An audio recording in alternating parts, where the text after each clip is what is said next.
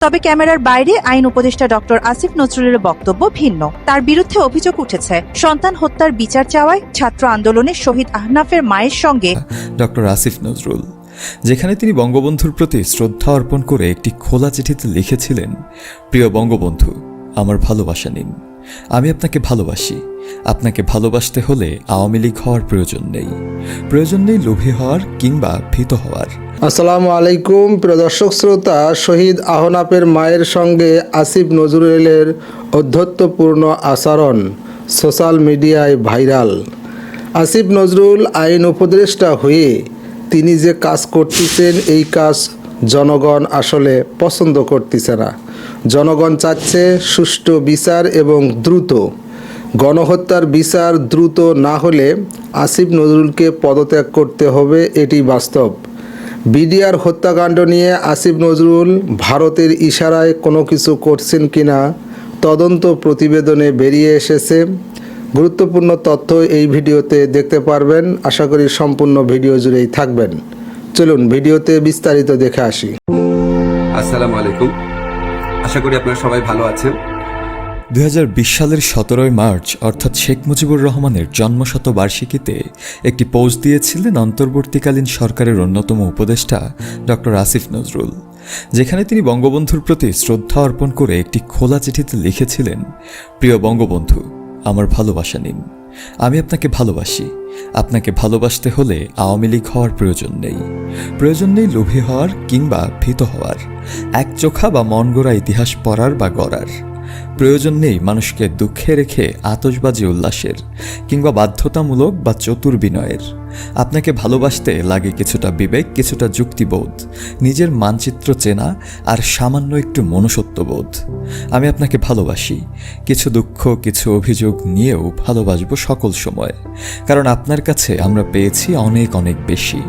কারণ আপনি তুলনাহীন আত্মত্যাগে, সাহসে আর দেশপ্রেমে। কারণ আপনি না জন্মালে সেদিন স্বাধীন হতো না বাংলাদেশ, আর আমিও আজকে থাকতাম না আমার জায়গায়, আমরা কেউ থাকতাম না আমাদের জায়গায়। আপনাকে আরও ভালোবাসি, কারণ দেখেছি আপনার অজস্র হাসি এবং আপনার সাথে রাসেলের ছবি। প্রিয় বঙ্গবন্ধু, আমার ভালোবাসা নিন, জন্মদিনের শুভেচ্ছা, আল্লাহ আপনাকে ভালো রাখুন।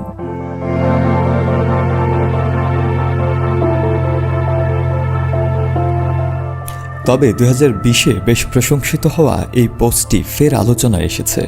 8 October social media activist Pinaki Bhattacharya Asif নজরুলের এই পোস্টের একটি স্ক্রিনশট নিজের ভেরিফাইড পেজে শেয়ার করেছেন। তারপর থেকেই সেই পোস্টটিতে নানা রকমের মন্তব্যও দেখা যাচ্ছে।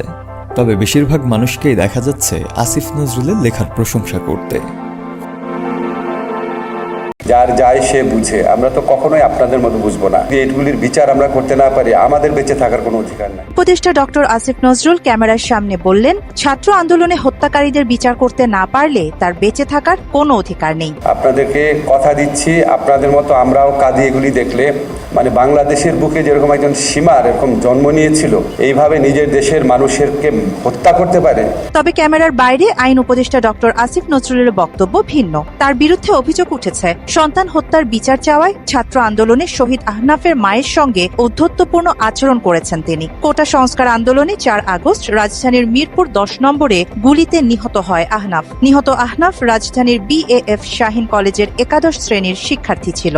তো আমার একটাই কথা আপনাদের কাছে, একটাই বার্তা, যে আমার বাচ্চা যেন সুষ্ঠু বিচার পায়। আহনাফের মায়ের অভিযোগ, বৈষম্য বিরোধী ছাত্র আন্দোলনে আহত 100 শিক্ষার্থীকে যৌথভাবে বৃত্তি প্রদান কর্মসূচির উদ্বোধনী অনুষ্ঠানে সন্তান হত্যার বিচার চাওয়ায় বেশি কথা বলেন বলে ক্ষুব্ধ হয়েছেন আইন উপদেষ্টা আসিফ নজরুল। হত্যাকারীদের বিচারের দাবি জানালে আইন উপদেষ্টা বলেন, এসব তার দায়িত্ব নয়, এসবের দায়িত্ব স্বরাষ্ট্র উপদেষ্টার।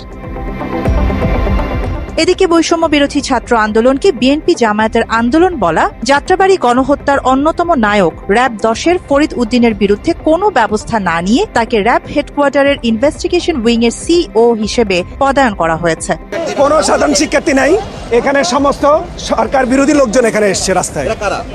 এরা বিএনপি জামাতের লোকজন। মাত্র 30% টাকায় জমির মালিক হয়ে নতুন বাংলাদেশের গড়ে তোলার স্বপ্ন দেখা বাংলা বসতি। হত্যাকারীদের বিচার চাওয়ায় শহীদ শিক্ষার্থী আহনাফের মায়ের সঙ্গে ঔদ্ধত্যপূর্ণ আচরণ এবং দোষীদের বিরুদ্ধে ব্যবস্থা না নিয়ে পদায়ন করায় ক্ষুব্ধ সাধারণ জনগণ। প্রিয় দর্শক শ্রোতা, এই বিষয়ে আপনার মতামত চাচ্ছি। কমেন্ট বক্সটি আপনার, লিখতে পারেন কমেন্ট বক্সে আপনার মতামত। আজকে এই পর্যন্তই। আল্লাহ হাফেজ।